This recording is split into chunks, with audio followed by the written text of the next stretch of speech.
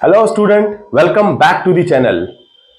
बच्चों, हम goods and services tax के ऊपर सॉल्यूशंस कर रहे हैं। मैं प्रैक्टिकल क्वेश्चन नंबर 5 करा रहा हूं, जिसमें मैं ऑलरेडी इसके अंदर आप अगर देखेंगे तो क्वेश्चन नंबर 5 में टोटल 16 टेंशंस हैं, जिसको मैं 14 ऑलरेडी आपको 5 पार्ट में करा चुका हूं।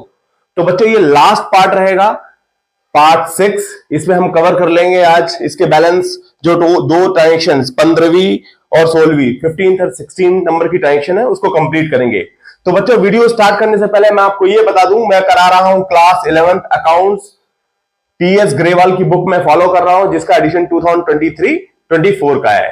चैप्टर नंबर 12 जो जीएसटी के ऊपर है, बहुत ही इंपॉर्टेंट है। मैंने इस क्वेश्चन को कराने में भी बहुत टाइम लिया है। 5 पार्ट मैं ऑलरेडी करा चुका हूं इसको, थोड़ा थोड़ा, ताकि आपके लिए एक लॉन्ग क्वेश्चन एक ही वीडियो में कवर ना हो। तो इसलिए मैंने स्मॉल वीडियोस के तहत मैंने इसको आपको थोड़े थोड़े पॉइंट्स कराए हैं। तो आज हम करेंगे पार्ट 6, कवर करेंगे बैलेंसेस ट्रांजेक्शंस। आइए स्टार्ट करते हैं। Practical question number 5, pass journal entry in the books of Puneet Delhi for the following. मैं आपको 14 करा चुका हूं। 15वां ट्रांजेक्शन लिखते हैं। पहले मैं आपको पढ़ के बताता हूं। Goods costing 40,000 sold to Kapil at profit of 20% on sales less 10% trade discount plus CGST and SGST at the rate of 6% each and received a cheque under 2% cash discount. बच्चों, आपको ये समझना पड़ेगा, ये सेलिंग का है, इसमें ट्रेड डिस्काउंट भी है और आपका कैश डिस्काउंट भी है। मैं ऑलरेडी इसके ऊपर करा चुका हूं, आपको मैं अंडरस्टैंडिंग दे चुका हूं, लेकिन मैं इसमें आपको फिर से वर्किंग नोट्स की मदद से मैं आपको बताऊंगा कि पहले हम फिगर कैसे कैलकुलेट करते हैं, क्योंकि क्वेश्चन बहुत ट्रिकी है। बच्चों, ध्यान से करेंगे, क्योंकि क्वेश्चन के अंदर ही अगर आप देखेंगे, यहां पर लिखा है गुड्स कॉस्टिंग रुपीज 40,000। 40,000 का माल जो कपिल को बेचा गया है at a profit of 20% on sales. बच्चे बहुत कंफ्यूज होते हैं, ये कॉस्ट पे नहीं है, ये सेल्स पे है। देखिए, आइए मैं समझाता हूं आपको। पहले हम इक्वेशन लिख लेते हैं, बहुत इंपॉर्टेंट है ये, ध्यान से करेंगे। Cost price plus profit is equal to sale price, यही होता है। आपको ये इक्वेशन तो बहुत अच्छे से पता होगी। परफेक्ट। देखिए, कॉस्ट इसमें दी हुई है, प्रॉफिट आपको यह बताया गया है कि कॉस्ट के ऊपर प्रॉफिट नहीं है, जो परसेंटेज है। मान लो 100 रुपए का ये होता, इसके ऊपर 20% होता तो ये 20 रुपए होता, सेल 120 रुपए की होती। यहां ऐसा नहीं है।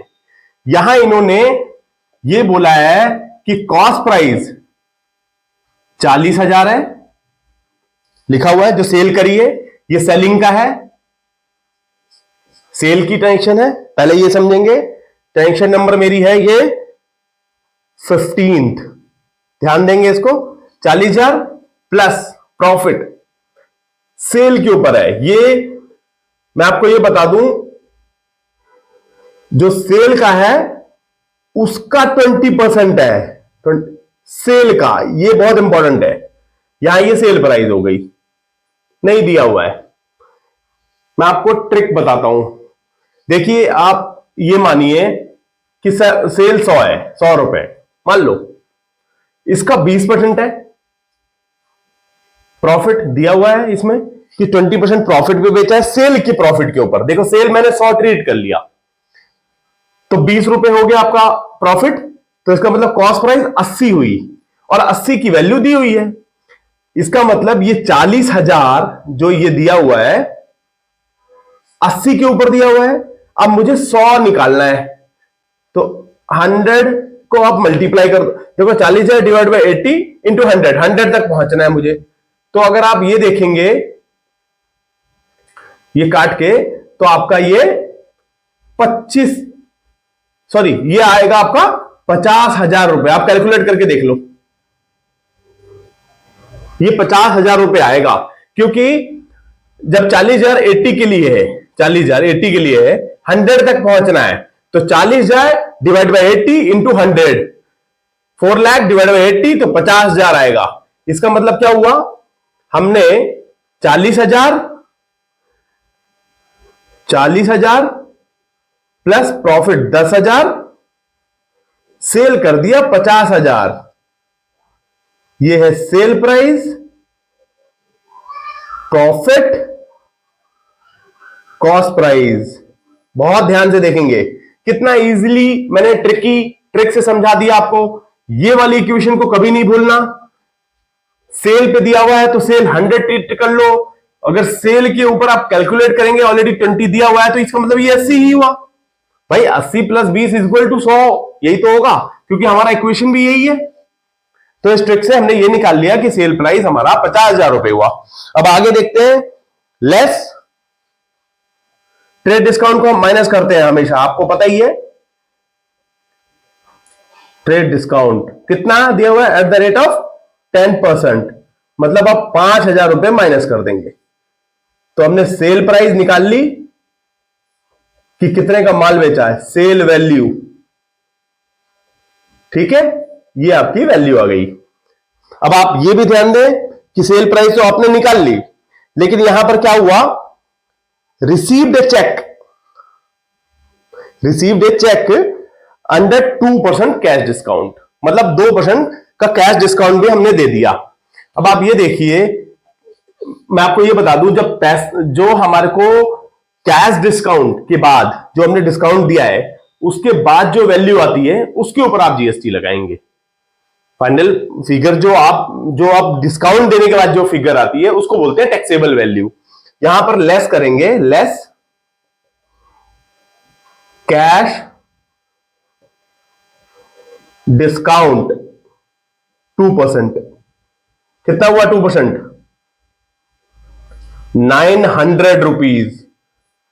तो क्या वैल्यू हुई? टैक्सेबल वैल्यू, जिसके ऊपर आप जीएसटी लगाएंगे। टैक्सेबल वैल्यू ये हुई आपकी 44,100 रुपए।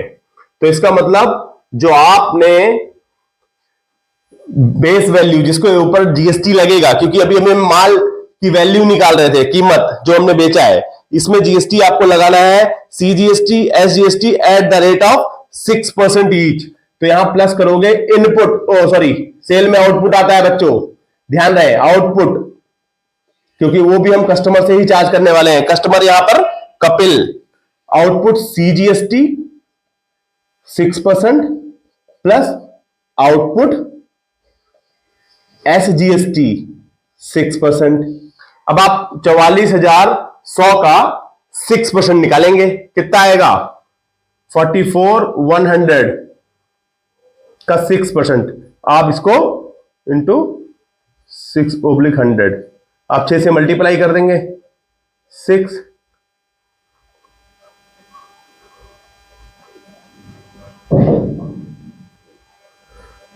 मतलब ये हुआ कि 44,100 रुपए का अगर आप 6% निकालेंगे तो ये निकलेगा 6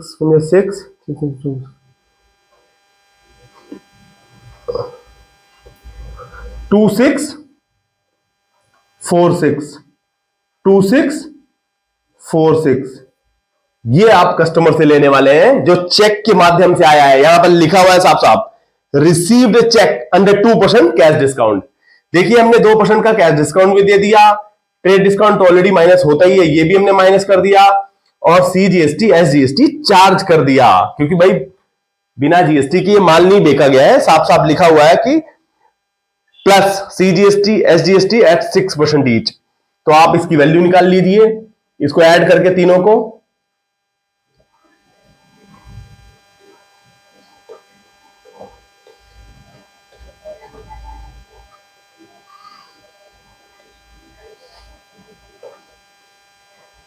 $49,392। एक बार टोटल फिर से देख लेते हैं, टोटल में मिस्टेक ना हो। 6,612,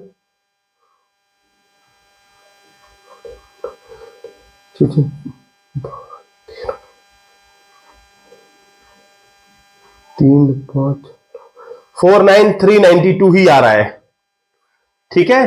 49,392 का आपको चेक आया है सबसे पहले। अब आप देखिए, ये बहुत इंपॉर्टेंट है, जनरल एंट्री में तो आप लिख ही पाएंगे जब आपके पास ये फिगर्स होंगी, तो इसलिए वर्किंग नोट बहुत इंपॉर्टेंट हो जाता है यहां पर। आइए इसको लिखते हैं, ट्रांजेक्शन नंबर हमारी 15 है।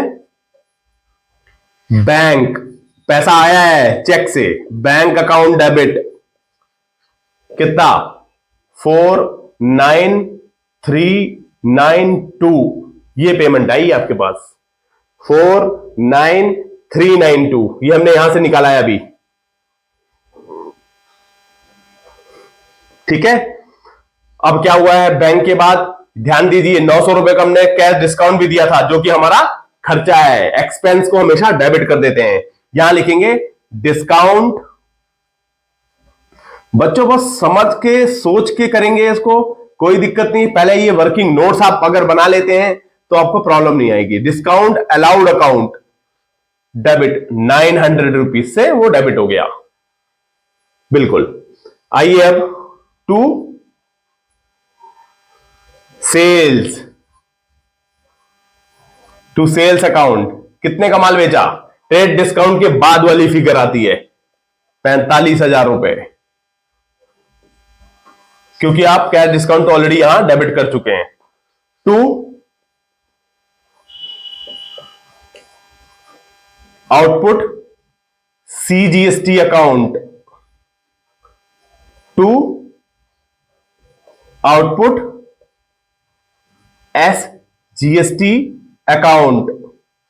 देखिए सीजीएसटी हमने निकाला था 2646 अगर आप डेबिट और क्रेडिट का एक बार टोटल कर लेते हैं, देखते हैं, क्योंकि हमने ये जनरल एंट्री के फॉर्म में लिख दिया है, एक बार टोटल टैली कर लेते हैं, क्योंकि ये इक्वल होना चाहिए कभी भी। अगर ये इक्वल नहीं हुआ तो इसका मतलब आपकी फिगर गलत है या आपका जनरल एंट्री गलत हो जाएगा। तो इसको एक बार हम टैली करते हैं, एक रफली टैली कर लेते हैं।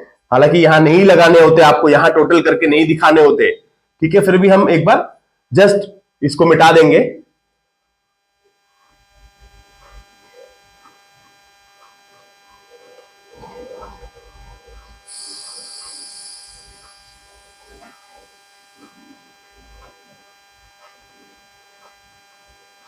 $50,292 आ रहा है, यहां देखते हैं 29 $50,292 एब्सोल्युटली करेक्ट। देखिए debit and credit is absolutely correct. तो ये एक चेक पॉइंट था, ये आपको नहीं लिखना, ये ध्यान देना, ये आपको मेंशन नहीं करना। यहां हम नरेशन लिखेंगे sold goods with trade discount and cash discount and GST applied, मतलब आपने ट्रेड डिस्काउंट, कैश डिस्काउंट और जीएसटी भी अप्लाई कर दिया। तो इस तरह से हमारी ये ट्रांजेक्शन बहुत इंपॉर्टेंट ट्रांजेक्शन है बच्चों, ये ध्यान से आप समझ लें इसको, और इस तरह से हम इसकी जनरल एंट्री के फॉर्म में डेबिट एंड क्रेडिट एंट्री लिखेंगे। बच्चों तो अब हम करेंगे नेक्स्ट ट्रांजेक्शन, लास्ट ट्रांजेक्शन है ट्रांजेक्शन नंबर 16। इसके बारे में बात करेंगे। ट्रांजेक्शन लिखा हुआ है purchase machinery from new machinery house for ₹50,000 and paid it by bank draft from bank, paid bank charges ₹500, bank charge CGST SGST at the rate of 6% each on bank charges. देखिए यहां पर machinery खरीदने की tension है, जो कि हमने एक डीडी बनवा करके पेमेंट करी है। अब डीडी बनवाया है तो बैंक ने बैंक चार्जेस भी काट लिए 500 रुपए, उसके ऊपर जीएसटी भी लगा दिया। आइए इन सबको समझते हैं वर्किंग नोट से, फिर हम लिखेंगे जनरल एंट्री के फॉर्म में। देखिए मशीनरी की वैल्यू देखो पहले,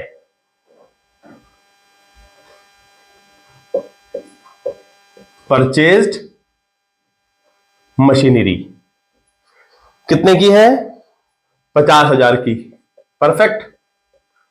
क्या हुआ इस पे, अब हमने मशीनरी खरीद ली, purchase machinery from new machinery house से, और बैंक से एक डीडी बनवाया है, जो हमने बैंक ड्राफ्ट बनवाया, बैंक ड्राफ्ट से क्या करा, पेमेंट भी कर दी। ठीक है, बैंक ड्राफ्ट से हमने पेमेंट कर दी कि भाई हमने न्यू मशीनरी हाउस एक वेंडर था उससे खरीदी और बैंक ड्राफ्ट से उसको 50,000 पे कर दिया। हालांकि यहां पर अगर क्वेश्चन में मेंशन नहीं किया है कि 50,000 के ऊपर कोई हमने जीएसटी पेमेंट करी है, इंटर स्टेट परचेज है या इंट्रा स्टेट है, यहां पे मेंशन नहीं है, मैं नहीं देख पा रहा हूं इस क्वेश्चन में। अभी मशीनरी परचेज के ऊपर जीएसटी का जिक्र नहीं किया हुआ है। ये बोला है कि जो डीडी बनवाया बैंक ने काट लिया बैंक चार्जेस। बहुत इंपॉर्टेंट है बच्चों, ध्यान से समझेंगे। कितना कटा, 500 रुपीज। ये खर्चा है, ऑलरेडी आप खर्चे में डेबिट करेंगे, अभी मैं आऊंगा इस पे, पहले आप समझो। बैंक चार्जेस कटे, बैंक ने क्या करा, इस चार्जेस के ऊपर सीजीएसटी 6%, एसजीएसटी 6% चार्ज करा। भाई देखो आजकल बैंक चार्जेस पे भी जीएसटी लगाती है, चार्ज करती है, तो हमारे लिए वो खर्चा ही हो गया। तो ये 30 रुपए, तो हमारे लिए बैंक चार्जेस 560 रुपए का हो गया। ये हमने इसको अलग से पे करा, 50,000 तो पे किया, लेकिन 560 रुपए हमारे अकाउंट से और कट गया, जो हमने डिमांड ड्राफ्ट बनवाया इस मशीनरी को खरीदने की पेमेंट के लिए। तो हमारे यहां से पैसा निकला जो बैंक से 50,000 और 560 रुपए, यही हुआ। आइए इसको करते हैं जनरल एंट्री के फॉर्म में। सबसे पहले लिखेंगे आपकी ट्रांजेक्शन नंबर 16। क्या खरीदा हमने, मशीनरी, तो मशीनरी को कर देंगे डेबिट, मशीनरी अकाउंट डेबिट 50,000 से। यहां पे जीएसटी का जिक्र नहीं है, जैसे मैंने आपको बताया, कुछ नहीं है। अब बैंक चार्जेस ये आप लिखेंगे बिल्कुल, क्योंकि मशीनरी जब खरीदी तो बैंक चार्जेस भी लगे, मेंशन किया हुआ है कितना, 500 रुपीज। उसी के साथ में आप लिख देंगे सेम परचेज के टाइम पे जैसे लिखते हैं इनपुट सीजीएसटी, क्योंकि जब आप मशीनरी खरीदते हैं, मशीनरी आपने बिजनेस के लिए खरीदी है, तो आपको इनपुट बनाना पड़ेगा इसके लिए, इनपुट सीजीएसटी और input SGST. Like purchase account के टाइम पे 30 रुपए 30 रुपए, ये भी लग गया। टू बैंक अकाउंट, जैसा कि मैंने आपको बताया था, बैंक से कितना पैसा निकलेगा, 50,000 निकला और 560 रुपए निकला, तो आपके बैंक से 50,560 रुपए निकल गया। तो ये है फाइनल जनरल एंट्री इसकी। ये तो मैंने आपको समझाने के लिए करा है। यहां से बैंक का जो बैलेंस कम हो जाएगा 50,560 रुपए, आप लिख देंगे परचेज्ड, ये नरेशन है, परचेज्ड मशीनरी